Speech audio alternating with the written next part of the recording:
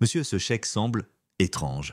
Voilà comment tout a commencé. Pas un bonjour, pas un regard, juste cette phrase qui tombe comme une gifle en pleine banque. C'était un mardi banal à Lyon, au Crédit Voltaire. Matin gris, file d'attente calme, et puis, entre Yanis Morel. Costume gris anthracite, cravate bordeaux impeccable, regard tranquille. Il tend un chèque de dépôt professionnel, 180 000 euros, accompagné de ses papiers, tout en règle. La caissière, Léa, jeune, nerveuse, jette à peine un œil au document. Ses doigts flottent au-dessus du clavier, comme si taper sur Entrée allait faire exploser l'écran. Et puis elle lâche « Je vais devoir appeler le responsable ».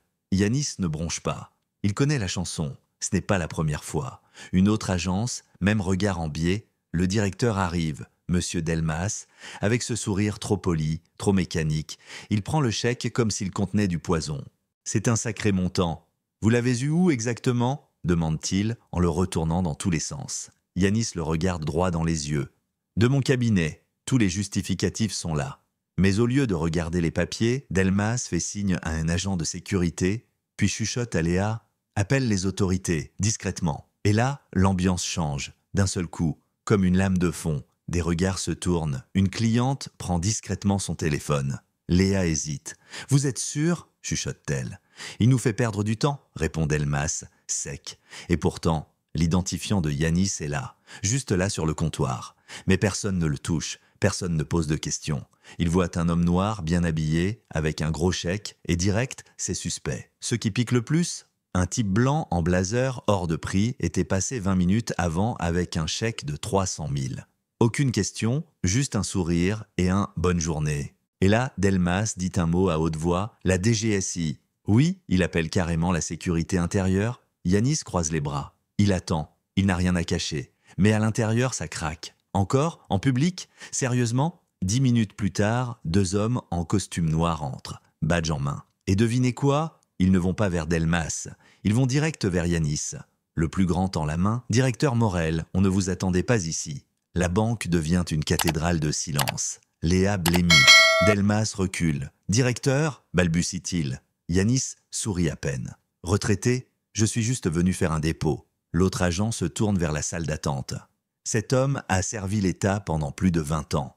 Vous l'avez dénoncé ? Personne ne bouge, pas un mot. Yanis récupère lentement son chèque, ses papiers, puis il regarde Léa. Tu devrais savoir mieux que ça. Elle baisse les yeux. Il sort sans se presser. Mais Léa le suit presque en courant. Monsieur Morel, il s'arrête. Je ne savais pas qui vous étiez, souffle-t-elle. Je croyais juste suivre les règles. Il se tourne vers elle, regard doux mais ferme. C'est ça le problème. Tu as vu une menace, pas un client. Elle lui tend une feuille, écrite à la main. Sa démission. Je peux pas continuer à faire semblant que c'est normal. Yanis hoche la tête, ne lit même pas. Il sait. Elle sait. Et la banque ? Une semaine plus tard, le logo Crédit Voltaire est retiré du réseau financier partenaire de l'État. Pas un scandale, pas un article.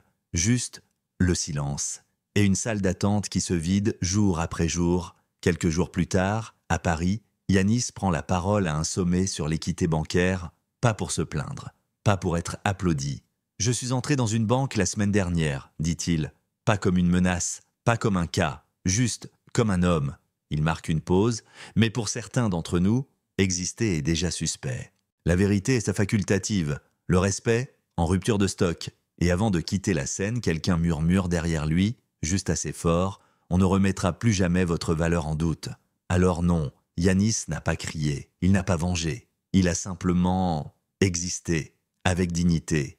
Et ça, parfois, c'est ce qui fait le plus de bruit. Et vous, vous en pensez quoi ? Est-ce que Léa a fait ce qu'il fallait à la fin ? Est-ce que Delmas aurait dû être sanctionné plus sévèrement ? Et combien d'hommes comme Yanis passent chaque jour entre les mailles du filet, sans badge, sans défense, juste leur humanité ? Si vous pensez que ce genre d'histoire mérite d'être entendu, abonnez-vous, aimez et surtout, dites-nous ce que vous ressentez.